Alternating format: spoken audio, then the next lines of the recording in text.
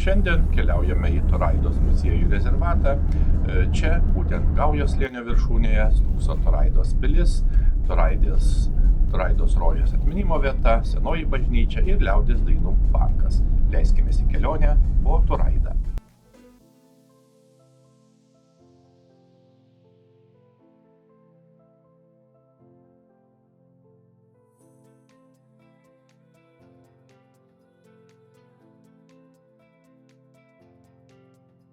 Taip, šiandien lapkričio 1 diena lankomės Latvijoje, būtent Toraidoje. Ir čia yra Toraidos muziejus rezervatas, labai įdomiai pavadinta, bet iš tiesų taip ir yra. Kadangi yra didelis plotas, didelė teritorija, daugiau negu 40 hektarų. Na ir čia yra toks kompleksas, kur tikrai galima apžiūrėti daug įdomių dalykų. Na, visų pirma, yra Toraidos pilis, kurią taip pat galima aplankyti, yra atskiri pastatai, yra Toraidos bažnyčia, taip pat yra parkas, gamtos takai, na taip pat archeologinis takas, gamtos takas, na ir iš tikrųjų labai daug įdomių, puikių dalykų. Taip kad pasivaikščiosime, papasakosime, kiek spėsime apie šią tikrai įdomią vietą, kuri yra Toraidoje, dar kartą sakome, netoli Siguldos, Latvijoje.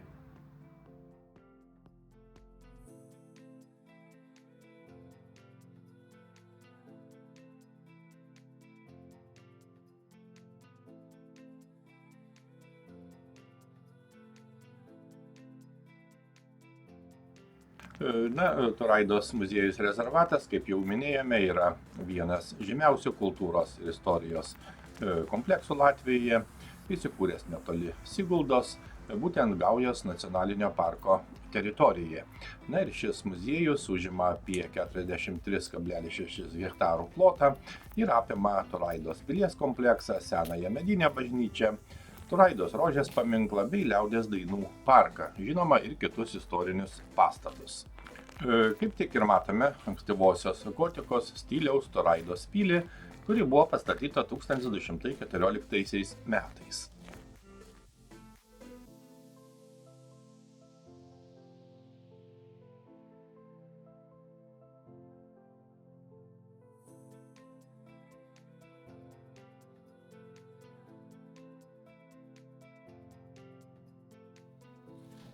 Apžiūrime daržininko namą, tai yra viena iš istorinių sodybos dalių.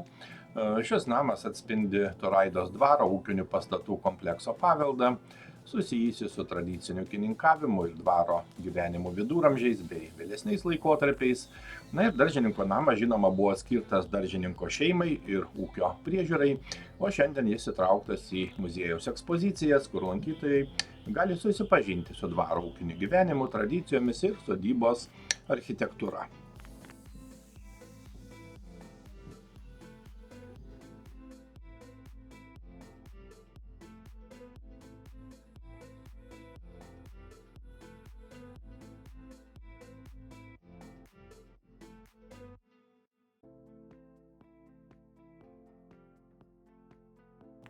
Taip pat čia yra liaudies dainų parkas ir dainų kalnas.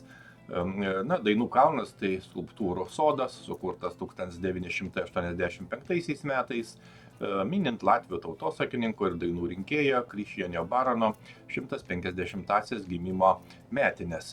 Na ir ši erdvė tapo tikru atgimimo simboliu. Kalne ir greta esančiame dainų parke yra 25 akmens skulptūros, kuriuose įprasminamos latvių liaudies dainose dažnai sutinkamos temos – meilė, brolybė, žmoniškumas ir tautiškumas.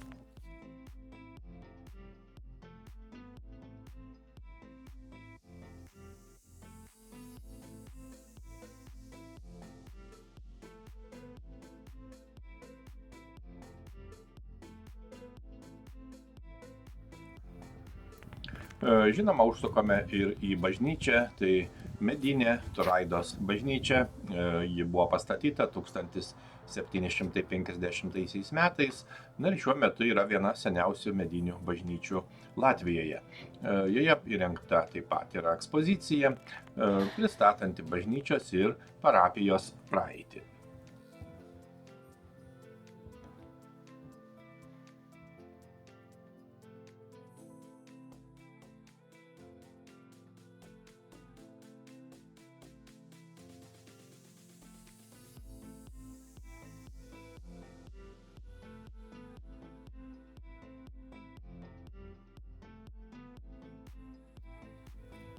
Taip pat matome Turaidos rožės kapavietę, būtent netoli bažnyčios yra paminklas garsiai Turaidos rožiai, kurios tragiška meilės istorija tapo nacionalinė Latvių legenda. Be abejo, užsukame ir į suvenyrų parduotuvę.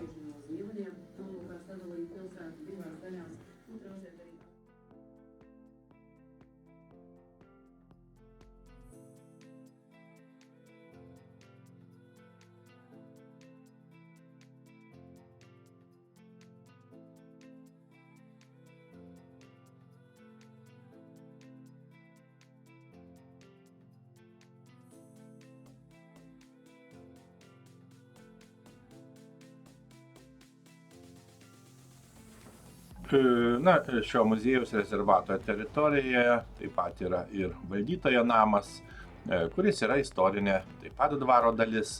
Yra išlikę 2 valdytojo gyvenamieji namai, senasis ir naujasis. Ir tai yra vieni iš 21 pastato visame komplekse, iš kurių kai kurie yra daugiau kaip 200 metų senumo. Valdytojo namai pristato dvaro savininko ar valdytojo gyvenimą ir darbo sąlygas, dalyjasi įvairiomis ekspozicijomis apie praeities laikotarpių gyvenimo būdą, ir žinoma dvaro ūkinę veiklą. Kaip matome, namas išties gana didelis, gausu įvairaus dydžio kambarių, tai ir darbo kambarys, poilsio kambariai, miegamieji, virtuvė, ir kitos įvairios paskirties patalpos. Istoriškai šiame valdytojo name gyveno dvaro valdytojas su savo šeima, o valdytojas buvo asmuo atsakingas už dvaro administravimą ir ūkinę veiklą, prižiūrėjęs ūkio reikalus ir žinoma darbininkus. Ir šis namas atspindi šio socialinio sluoksnio gyvenimo būdą ir statusą. Jis buvo svarbi dvaro infrastruktūros dalis, leidžianti vykdyti kasdieninę administraciją ir ūkinės veiklos priežiūrą. O muziejaus ekspozicija šiandien susistemina šią visą informaciją, supažindina lankytojus su valdytojo šeimos gyvenimu, darbo funkcijomis ir jų vieta visoje dvaro struktūroje.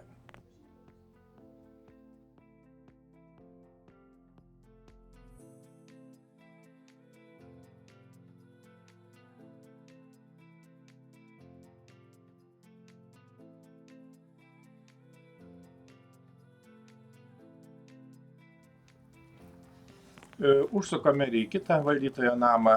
Čia taip pat gausu įvairių ekspozicijų. Šiame name lankytojai gali susipažinti su dvaro administravimo ir ūkio priežiūros istorija, dvaro valdytojo šeimos gyvenimo sąlygomis bei tradicijomis. Ir naujasis valdytojo namas yra taip pat dalis išlikusių pastatų komplekso, kuriems būdinga 18 amžiaus architektūra. Ir tai, žinoma, yra svarbi Latvijos kultūros paveldo dalis. Čia taip pat yra edukacinės erdvės, vyksta įvairūs kultūriniai renginiai.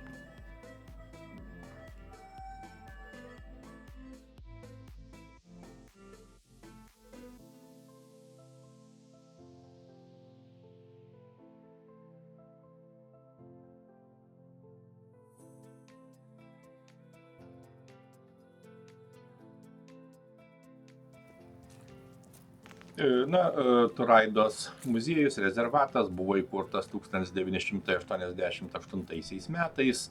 Ir šis muziejus, kaip jau minėjome, įsikūręs istorinėme Turaidos centre ir apima įvairius kultūros ir istorijos paminklus, tarp kurių, kaip jau minėjome, yra Turaidos mūrinė pilis, medinė bažnyčia, liaudies dainų parkas su dainų kalnu ir Turaidos dvaro įvairūs išlikę pastatai. Pagrindinis muziejaus tikslas, žinoma, yra saugoti ir pristatyti latvių tautos kultūrinį paveldą, jų istoriją ir gamtinę aplinką, ypač apibrėžiant Turaidos istorinės vietovės reikšmę per paskutinį tūkstantmetį.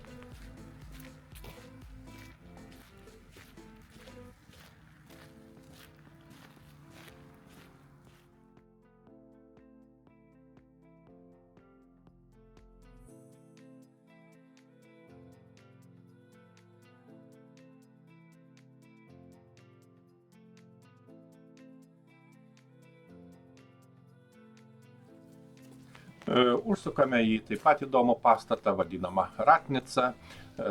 Ratnica buvo būtinas ūkio pastatas, kuriame buvo saugomi vežimai, arklio traukiamos transporto priemonės ir jų aksesuarai, būtini dvaro kasdienėms ūkio reikmėms vykdyti.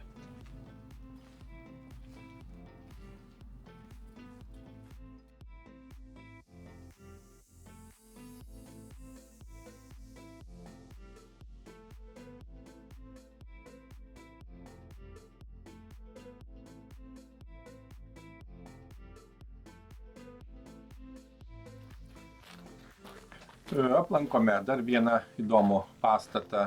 Čia yra ekspozicijos susijusios su Anytos Peglės darbais. Čia lankytojai gali susipažinti su jos iliustracijų menu ir kūryba, ypač skirta vaikų literatūrai. Šios ekspozicijos atskleidžia jos unikalų stilių ir indėlį į latvių vaikų knygų meną. Taip pat, žinoma, organizuojamos įvairios edukacinės veiklos ir dalyvaujant pačiai autoriai. Anyta Peglė yra žymi latvių vaikų knygų iliustratorė ir grafikė. Čia taip pat yra, kaip matome, ekspozicija skirta vilnos apdirbimui ir audimui, kuri pristato senoviškas vilnos perdirbimo technologijas ir tradicinius audimo amatus. Galima išsamiau susipažinti su įvairiomis vilnos apdirbimo stadijomis nuo siūlų vijimo iki audinių gamybos. Čia taip pat demonstruojamos tradicinės audimo staklės, vilnos verpimo ir plovimo įrankiai, taip pat supažindinama su XIX–XX amžiaus latvių kaimo gyvenimo ypatumais.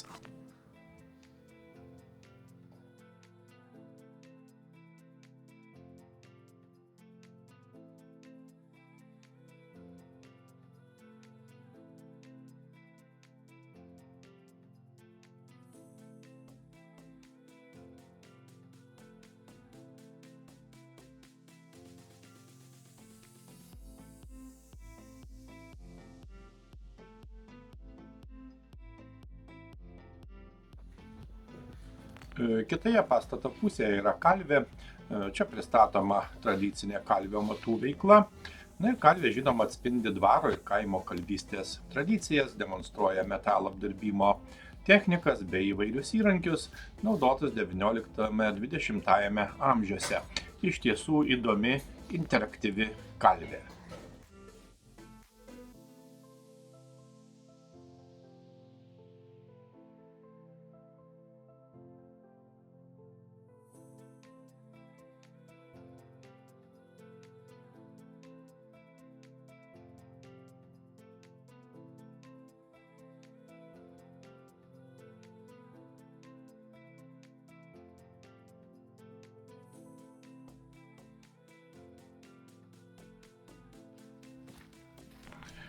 Aplankome taip pat autentišką dvaro pirtį.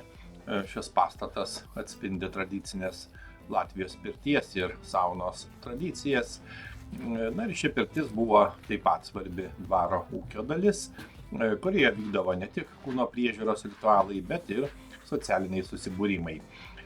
Pirties patalpose galima susipažinti su šios tradicijos svarba latvių kultūroje, pirties įranga bei, žinoma, pirties naudojimo būdais. Beje, čia taip pat siūlomos autentiškos pirties ir saunos paslaugos, kurios atspindi tradicinius latvių dvaro ritualus. Pirties paslaugos apima kūno šveitimą natūraliais šveitikliais, masažą beržinėmis vantomis, aromoterapiją, kvapų terapiją bei poilsį su žolelių arbata. Taip pat galima patirti atsigaivinimą vėsiame baseinėlyje ir natūralaus medaus masažą.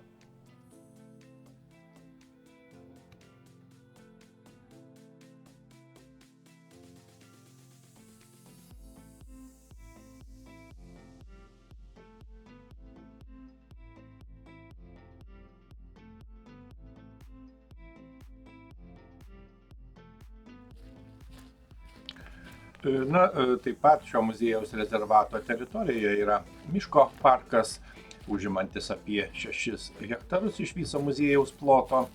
Tai natūrali miško erdvė su ryškiu reljefu. keliais istoriniais tvenkiniais ir čiurlenančiu upeliu. Miško parke yra specialūs takai, kurie leidžia pasivaikščioti ir susipažinti su gamta bei istorinė aplinka. Miško parke taip pat yra keli pažintiniai takai ir maršrutai, kurie apima natūralią miško aplinką su istoriniais ir įvairiais gamtos objektais. Takai yra pritaikyti tiek trumpiems pasivaikščiojimams, tiek ilgesniems žygiams. Galima rinktis iš kelių maršrutų, kurių ilgis ir sudėtingumas skiriasi. Maršrutus žinoma papildo informaciniai stendai, kuriuose pateikiama žinių apie miško ekosistemą, medžius, istorinius faktus bei žinoma tradicijas. Parke taip pat yra įrengtos poilsio vietos, kur galima pailsėti.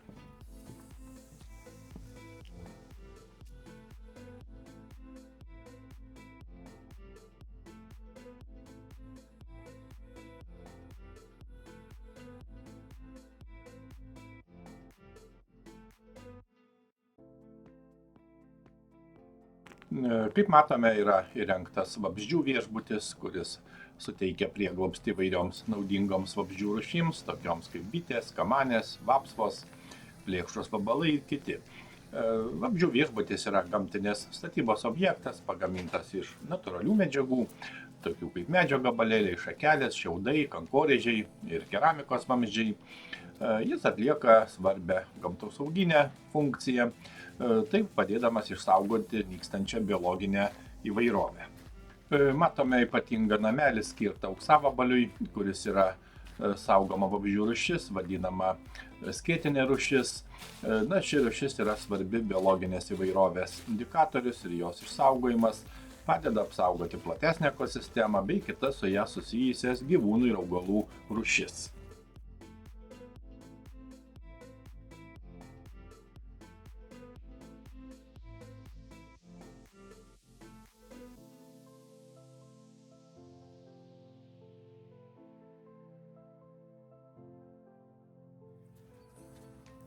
Užsukame į dar vieną seną dvaro pastatą. Čia yra žvejybos ekspozicija, kuri pristato istorinės žvejybos tradicijas Vidzemėje ir Gaujos upės regione. Galima susipažinti su senoviniais žvejybos įrankiais, technikomis ir žinoma žvejybos reikmenimis. Tai leidžia pažinti, kaip svarbi žvejyba buvo vietos gyventojų gyvenime ir ūkyje. Taip pat ekspozicija atskleidžia Gaujos upės biologinę įvairovę ir žuvų rūšis, kurios šiame regione gyvena.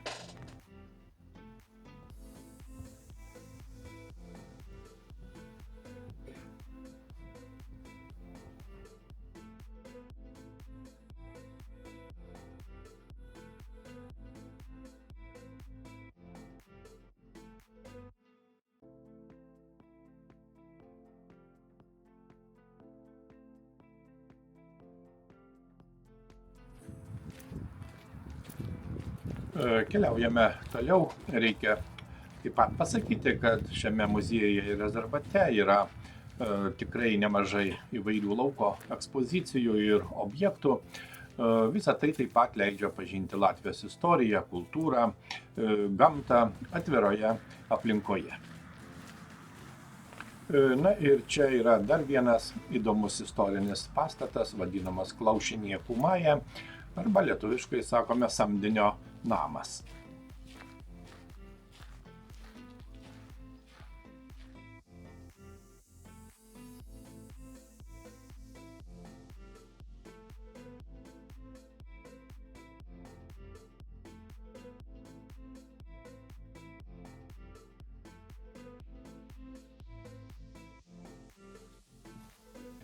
Šis namas skirtas samdinio arba vadinamo klaušininko gyvenimui ir darbams apimti.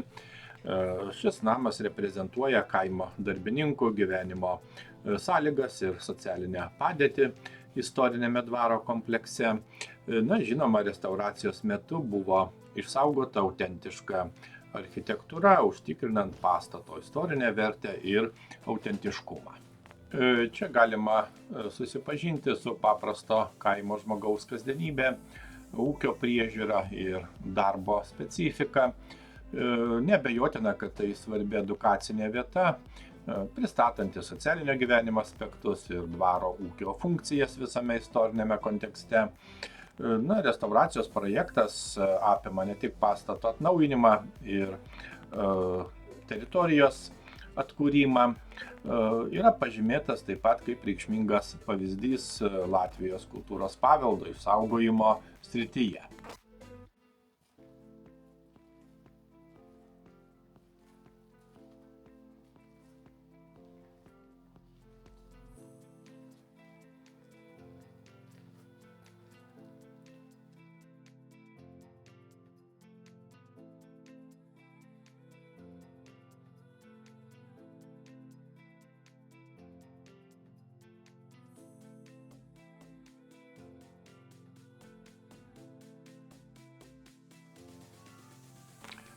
Itin įdomi ekspozicija pavadinta Cela uz Latvijas valstį, Klaušinieks, Saimnieks, Pilsonis. Ji apima laikotarpį nuo baudžiavos panaikinimo Vidzžemėje 1819 metais iki Latvijos agrarinės reformos 1920 metais.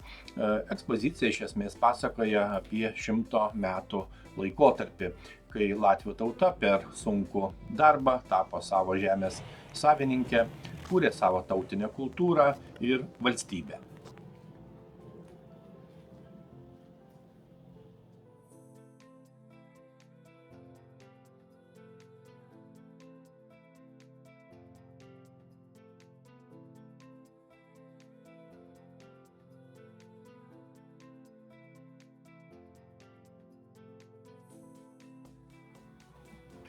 Ekspoziciją sudaro net 35 pasakojimai, apimantis ekonominę, socialinę ir kultūrinę raidą, revoliucijas ir karus, kurie vienaip ar kitaip paveikė Latvijos istoriją ir tautos sąmoningumą. Latvijos kelias į valstybę buvo išties ilgas ir sunkus procesas, prasidėjęs nuo laikotarpio, kai Livonijos ordinas valdė šias žemes ir tęsėsi per įvairias politinės, socialinės ir karinės permainas. 1918 metais Vokietijai pralaimėjus Pirmąjį pasaulinį karą, 1918 m. lapkričio 17 dieną įkurta Latvijos tautos taryba, o lapkričio 18 dieną paskelbta Latvijos nepriklausomybė. Pirmasis nepriklausomybės laikotarpis truko neilgai. 1940 metais sovietų agresoriai okupavo Baltijos šalis. Ir tik po Sovietų sąjungos žlugimo Latvija, kaip ir kitos Baltijos šalis, atkūrė nepriklausomybę.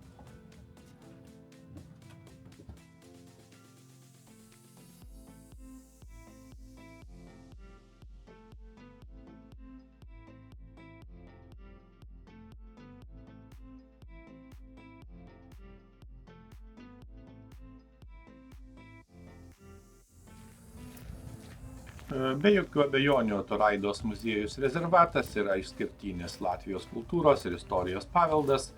Čia išties gausu archeologinių, architektūrinių ir istorinių paminklų, kurie mena daugiau nei 1000 metų.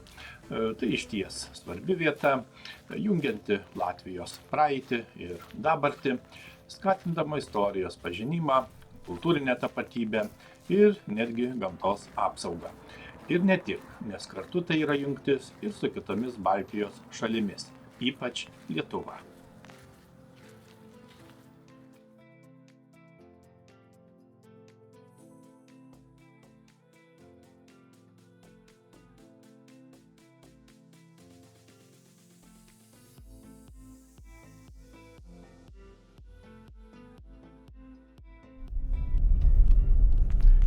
Apsilankymas Toraidos muziejuje, rezervate, tai ne tik kelionė į praeitį. Tai pažintinė patirtis, jungianti istoriją ir dabartį, legendas ir tikrovę, Lietuvą ir Latviją. Išsinešame ne tik vaizdus, bet ir jausmą, kad mūsų šaknis, kultūra ir istorija gyvena čia pat, tarp Gaujos slėnio kalvų ir Toraidos bokštų. Iki kitų smagių kelionių.